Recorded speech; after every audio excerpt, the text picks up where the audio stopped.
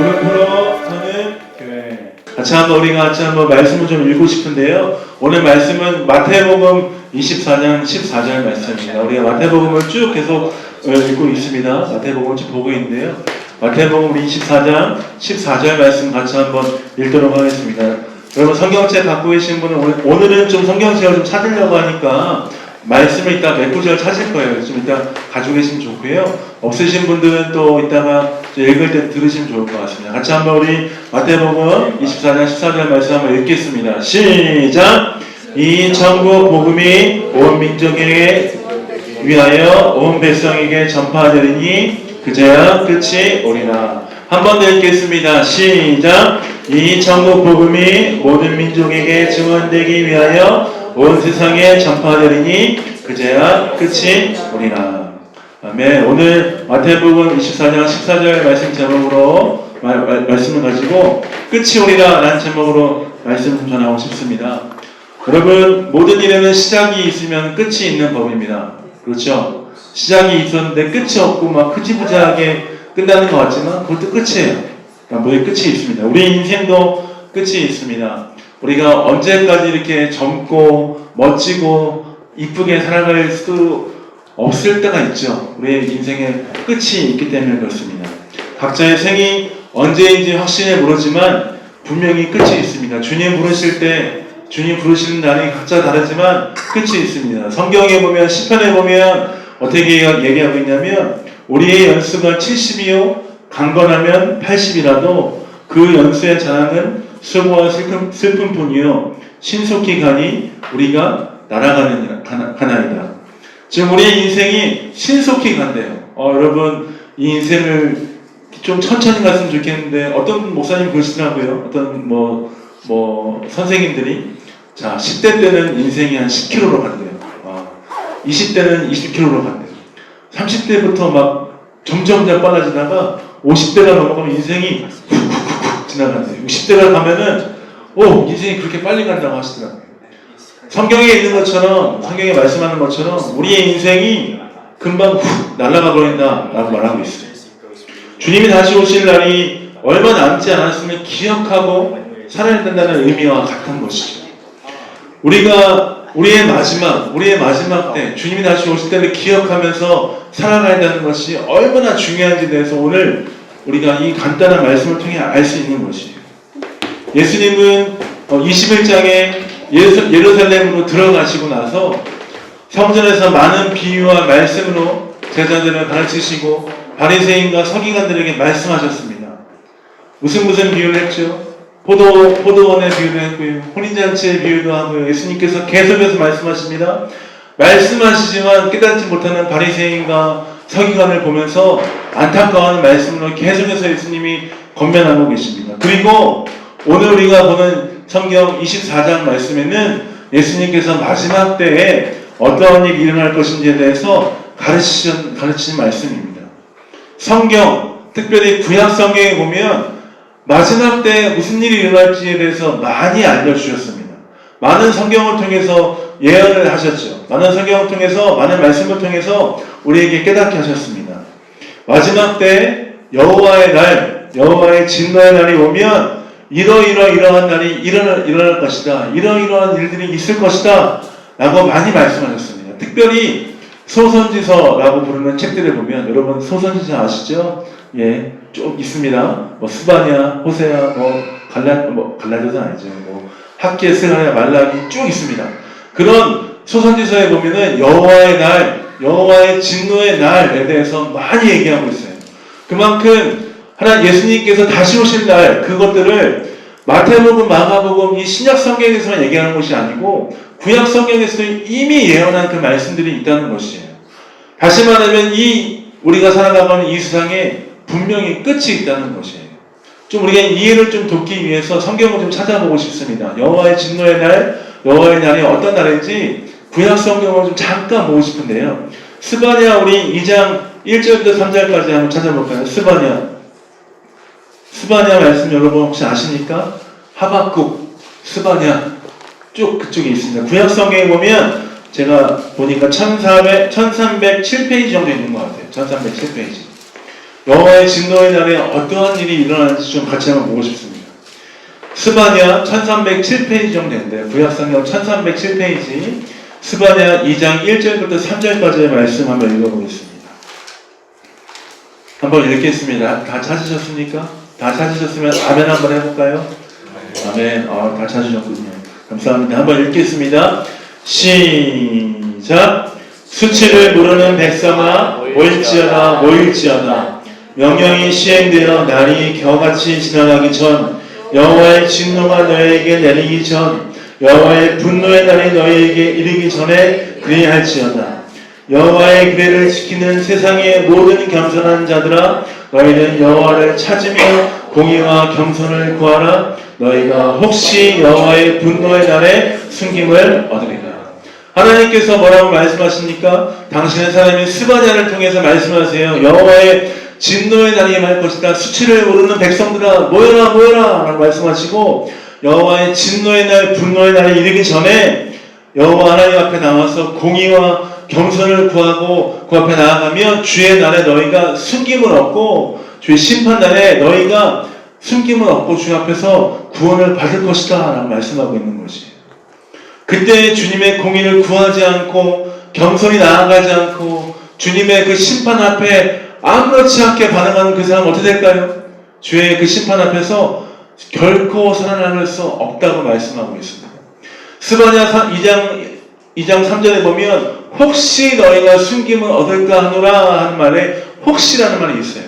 혹시라는 말이 어떤 의미가 있냐면, 우리가 부족하고 우리가 연약하고 우리가 주 앞에 설 수 없는 사람들이지만 공의와 겸손으로 주 앞에 구하면, 주 앞에 나아가면 주께서 구하실 것이라는 것에 대해서 혹시라는 단어로 우리에게 표현하고 있습니다. 그 날이 어떤 날입니까? 분노의 날, 숨김을 얻기 위해서 주 앞에 있어야 되는 그 날을 얘기하고 있어요.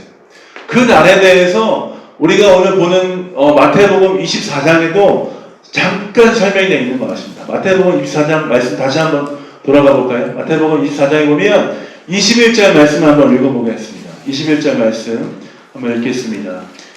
다 찾으셨습니까? 한번 읽겠습니다. 시작. 이는 그때에 큰 환난이 있겠습니다.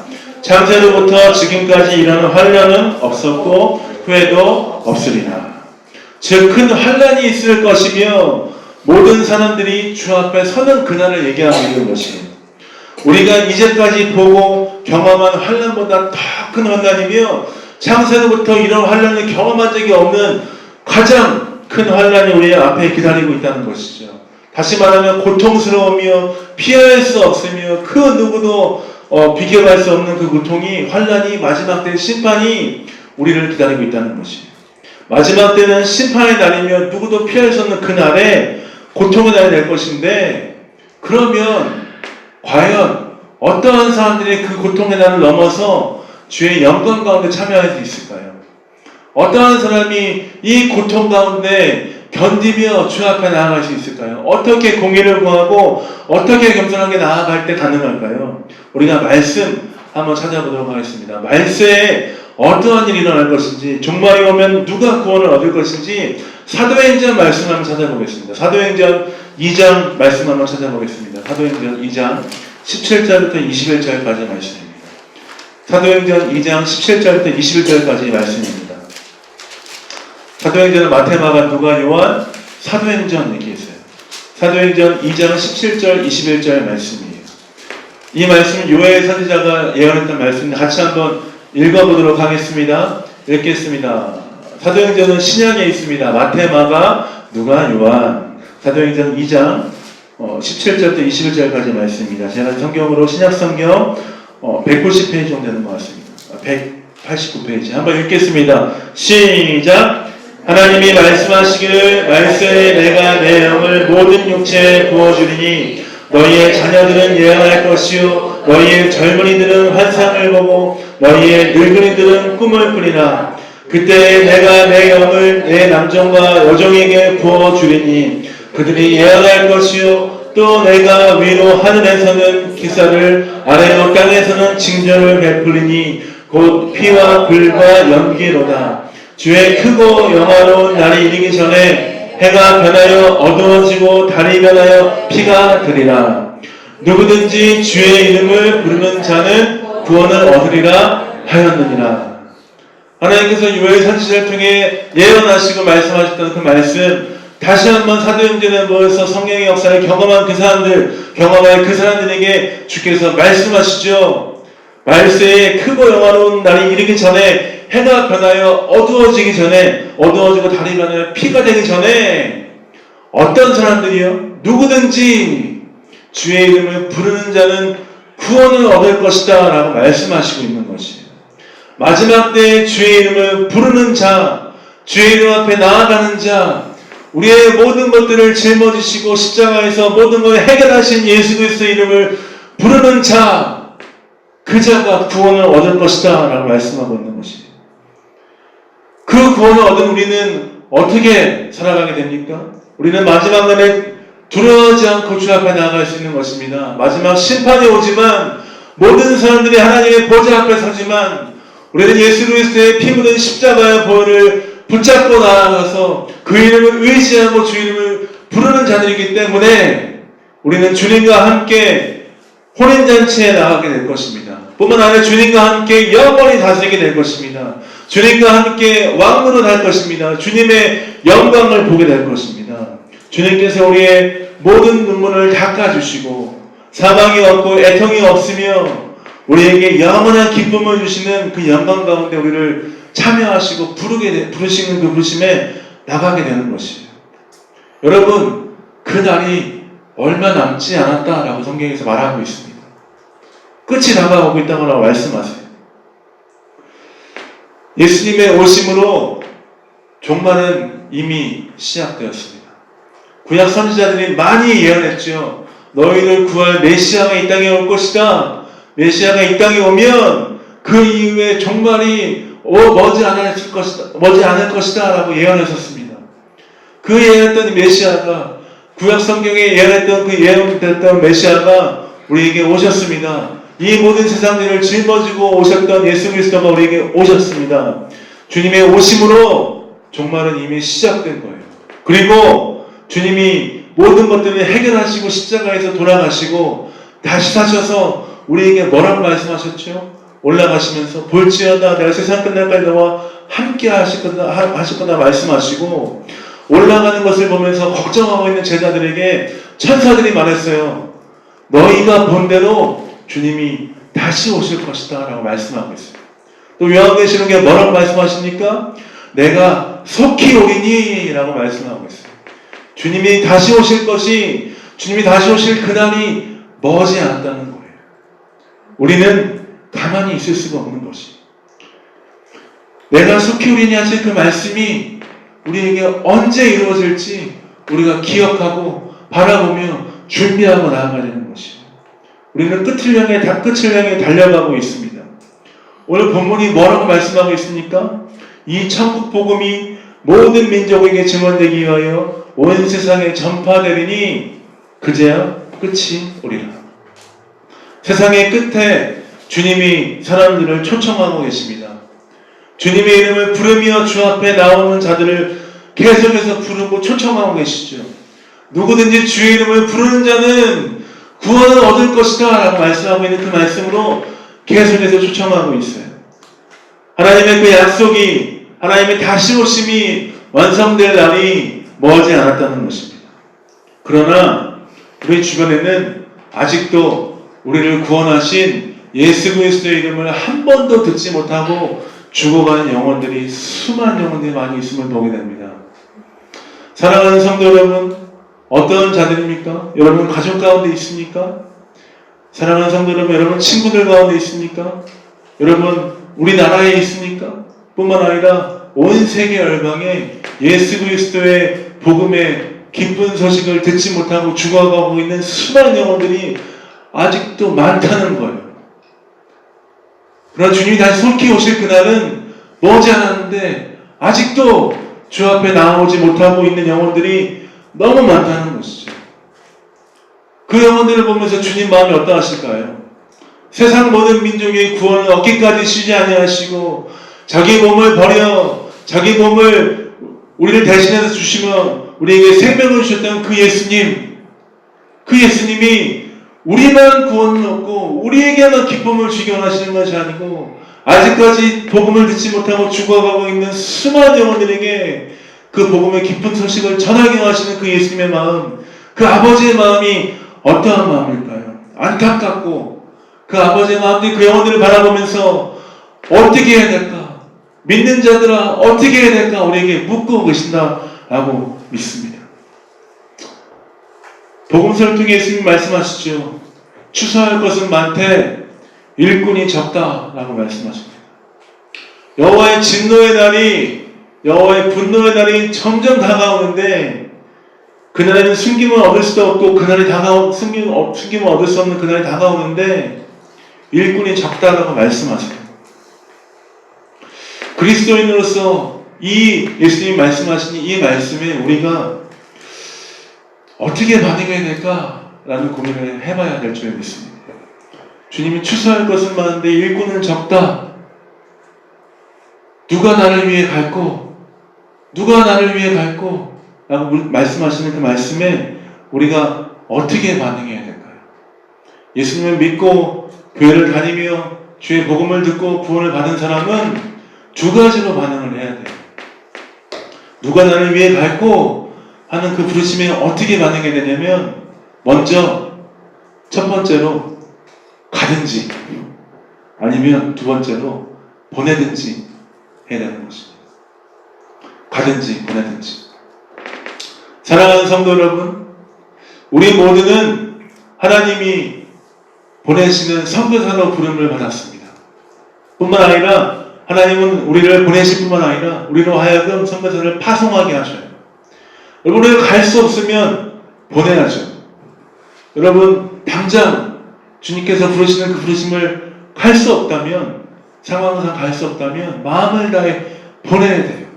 누가 나를 위해 갈고? 주님, 내가 아직까지는 좀 그렇고요. 좀 믿음이 생기면 가겠습니다. 라고 대답하기보다는 주님, 주님의 그 부르심에 믿음으로 반응하겠습니다. 내가 가겠습니다. 우리 교회가 가겠습니다. 우리 가정이 가겠습니다. 아니 갈 수 없다면 우리 가정이 보내겠습니다. 내가 보내겠습니다. 교회가 보내겠습니다. 라고 주 앞에 고백하며 나아가야 되는 것이. 그로 말미암아 하나님의 마음을 시원케 하며 세계 선교를 완성하는 그 자리에 우리가 함께 서야 할 줄 믿습니다. 사랑하는 베를린 영광교회 성도 여러분, 여러분은 베를린 영광교회를 다니면서 아마 주보에 보시면 예배와 선교와 구제하는 교회라고 많이 보셨지만 아마 어떻게 예배와 선교와 구제를 어떻게 할 것인지 아니면 이 교회의 정체가 무엇인지에 대해서 참 고민하고 과연 뭔가 라고 생각하실 분도 많이 있을 것 같습니다. 우리 교회는 예배와 선교와 구제에 힘쓰는 교회입니다.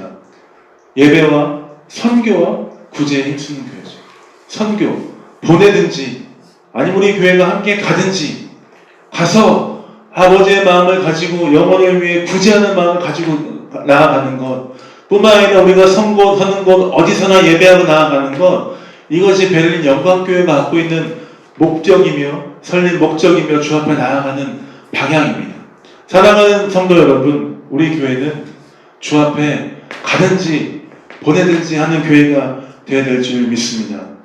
비록 우리 교회의 존재가 2년밖에 되지 않아서 과연 이 교회가 더 지속될 수 있을 것인가? 과연 이 정도 인원을 가지고, 아니 이 정도 마음을 가지고, 이 정도 상황을 가지고 더 갈 수 있을 것인가? 아니면 때로는 우리가 너무 작아서 갈 수도 없고 보내기에도 돈이 없고 하는데 뭐 어떻게 하지? 하는 생각이 들 수도 있지만 우리는 주님이 보내시고 주님이 말씀하시는 그 부르심에 마음을 다해, 주님의 그 요청에 마음을 다해 응답해야 될 줄 믿습니다.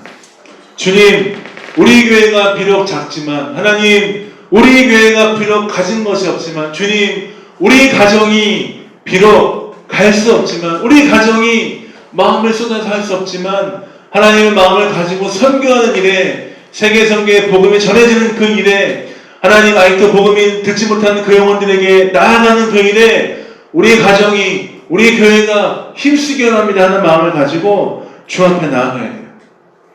우리 교회가 미미하게 선교를 시작하고 있습니다. 어떻게 시작하고 있죠? 우리 교회가 매주 열방을 위한 기도를 합니다. 5분 정도밖에 안 되는 짧은 시간이지만 기도로 선교하고 있습니다. 뿐만 아니라 우리가 또 부족하지만 또 베네페이미사를 통해 후원받는 옷들을 보내고 있습니다. 단지 그냥 옷을 보내는 것, 선교지에 보내는 것으로 끝나는 게 아니죠. 선교지를 보낼 때 어떤 마음으로 보내니까 하나님, 우리가 이 보내는 옷을 통해서 하나님, 우리가 이 마음을 보내는데 그 땅 가운데 주의 복음이 심겨지기 원합니다 하는 마음으로 옷을 보내는 거예요. 단지 우리가 돈이 있어서 보내는 게 아니고요. 사실 돈도 없지요. 없지만 보내는 거예요. 믿음으로 보내는 거예요.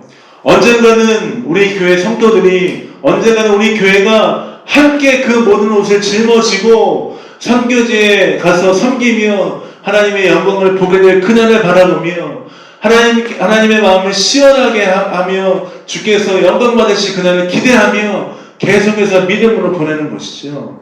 선교지를 방문하고 계속해서 선교사님 오시는 분들을 위해 축복하고 기도하는 일, 그것이 우리 선교의 시작인 줄 믿습니다. 미약하지만 주께서 결국엔 이루시고 세계에서의 선교의 한 퍼즐을 우리 교회가 맞출 것이라 믿습니다. 사랑하는 성도 여러분, 모라비안 교도들이 있었습니다. 여러분, 모라비안 교도라고 아십니까? 모라비안 교도는 모라비아라는 그 사람들 어떤 사람이냐면 체코를 동부와 서부로 나누면 동쪽에 있는 사람들을 모라비아 사람들이라고 얘기하고 서쪽에 있는 사람들을 보헤미아 사람들이라고 얘기합니다. 사실 체코에 보면 1315년에 야누스라는 사람이, 종교개혁가 야누스라는 사람이 죽임을 당했습니다. 화형을 당했습니다. 아마 여러분 프라하에 가시면 야누스의 동상이 이렇게 멋지게 있죠. 이렇게 두루마리 이렇게 있고 있습니다. 그 야누스라는 사람이 1315년에 화형을 당했어요. 근데 야누스라는 사람이 종교개혁을 하고자 하는 마음으로 체코에 예수 그리스도의 복음을 흘러가길 원하는 마음으로 복음을 전하다가 화형을 당했어요. 근데 모라비아 사람들이, 동쪽에 있던 사람들이 그 야누스를 지지하고 야누스의 마음을 가지고 종교개혁에 대한 마음을 가지고 이 체코 땅이 예수 그리스도께 돌아오게 하는 마음을 가지고 열심히 살았어요. 근데 많은 박해와 환란이 있어서 이 사람들이 독일 동쪽에 있는 헤르누트라는 마을로 이쪽으로 모이게 되었습니다. 많은 사람들이 모였죠. 그때 그 모라비아 교도들을 도왔던 사람이 누구냐면 진젠드루프 백작이라는 사람입니다. 이 사람은 드레스덴에서 태어났다고 합니다. 진젠드루프 백작이 마음과 뜻과 정성을 다해 재정으로 후원하고 모라비아 교도 사람들을 후원하며 같이 훈련을 하며 주 앞에 나아갔다고 합니다. 그 모라비아 교도들이 모여서 함께 나아갔던 그 시기가 18세기였는데 그때 그 사람들 가운데 큰 놀라운 부흥이 있었습니다. 많은 사람들이 주 앞에 회심하고 큰 부흥을 경험하게 되면서 이 사람들 마음 가운데 소망이 있었어요. 세계 선교를 완성하고자 하는 소망이 있었죠. 그리고 226명이나 되는 선교사들을 독일과 여러 나라들에 파송하기 시작했습니다. 1700년대 중후반에 이미 그 사람들이 200명이 넘는 선교사들을 파송했습니다. 파송한 것을 그치지 않고 재정으로 후원하고 기도하며 주 앞에 나아갔죠. 모라비아 교도들이 어떻게 기도했는지 여러분 아십니까? 24시간 365일 모여서 기도하였습니다. 기도하며 주 앞에 나아갔습니다. 기도하며 하나님 이 선교를 완성하여 주십시오. 아버지, 이 복음을 듣지 못한, 예수 그리스도의 피 묻은 복음을 듣지 못한 사람이 아직도 많습니다. 우리의 기도를 통해서 하나님의 역사가 이루어지기 원합니다 하는 마음으로 기도를 했습니다. 근데 그 기도가 하루, 이틀, 1년으로 끝난 것이 아니죠. 100년 정도 지속이 되었습니다.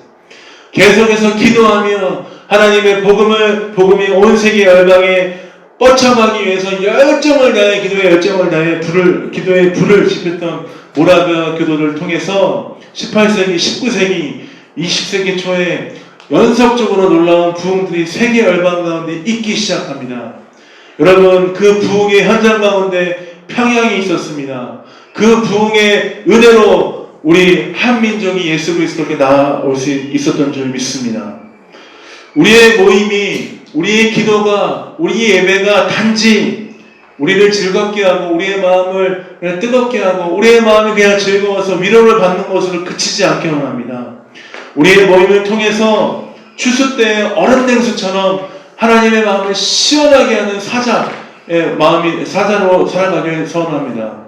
하나님, 우리 교회가 비록 작지만 내 스스로가 너무 연약하지만 내가 가진 것이 없지만 주의 마음을 가지고 주님을 시원케 하는 사람으로, 기도하며 주 앞에 나아가는 사람으로, 가정으로 교회가 되길 합니다. 그런 말미암아 끝이 올 것이라고 말씀하시는 그 주님의 말씀, 속히 올 것이라 말씀하시는 그 주님의 말씀 앞에 당당히 나아가며 세계 선교의 한 퍼즐을 단단하는 교회가 되길 합니다 하는 마음으로 나아가신 여러분 되시길 축복드립니다. 우리가 열방을 위해 기도하는 기도의 시간이 5분 정도 매주 예배마다 있습니다. 사실 제가 기도할 때 제가 혼자 마이크를 써서 그런지 저 혼자 기도하는 생각이 많이 들 때도 있어요. 안 하나? 기도 안 하나? 나 혼자 하나? 라는 생각이 들 때도 있습니다. 우리가 조금 더 뜨겁게 기도하면 좋겠습니다. 하나님, 기도합니다. 우리가 각 선교사님들을 위해 기도합니다. 하나님, 그 땅들 가운데 주의 역사를 이루어 주십시오. 하나님, 우리가 재정으로 후원하지 못하지만 기도로 함께 하겠습니다. 모라비아 교도들이 주 앞에 나아갔던 것처럼 열과 성을 다해 주 앞에 나아가겠습니다 하는 마음으로 기도할 때 우리가 조금 더 힘차게 세게 기도했으면 좋겠습니다. 더 선교사들을 지원하고 후원하며 계속해서 섬기는, 열방을 위해 섬기는 베를린 영광교회가 되길 축복드립니다. 말씀을 마무리하겠습니다. 오늘 말씀의 본문에 있는 말씀처럼 이제 끝이 얼마 남지 않았습니다. 복음이 전해지기를 원하는 주님의 마음을 기억하십시다. 온 세계 열방이 구원을 얻기까지 쉬지 않게 하시며 우리가 함께 하시는 예수 그리스도의 그 마음을 기억하십시다. 기도하며 하나님 앞에 나아가며 복음의 기술로 쓰임받는 베를린 영광교회 성도 여러분 되시길 축복드립니다. 아멘. 같이 한번 기도할까요? 같이 한번 기도하고 우리가 또 마무리하고 싶습니다. 기도할 때 우리가 주 앞에 다시 한번 우리가 주 앞에 간구하면 좋겠습니다. 누가 나를 위해 갈고, 누가 나를 위해서 복음을 전하는 자가 될고, 누가 나와 함께 나아갈까 하는 그 부르심에 우리가 주 앞에 응답하며 우리가 주 앞에 나아가십시다. 기도하며 나아가십시다. 하나님, 우리가 하겠습니다. 하나님, 우리 교회가 하겠습니다. 우리 교회가 갈 수 없다면 하나님, 우리 교회가 보내겠습니다. 우리 가정이 보내겠습니다. 하나님, 내가 보내겠습니다. 아버지, 세계 선교를 완성하는 그 축복 가운데 우리를 사용하여 주옵소서. 우리 교회가 하나님 마음을 가지고 뜨겁게 선교해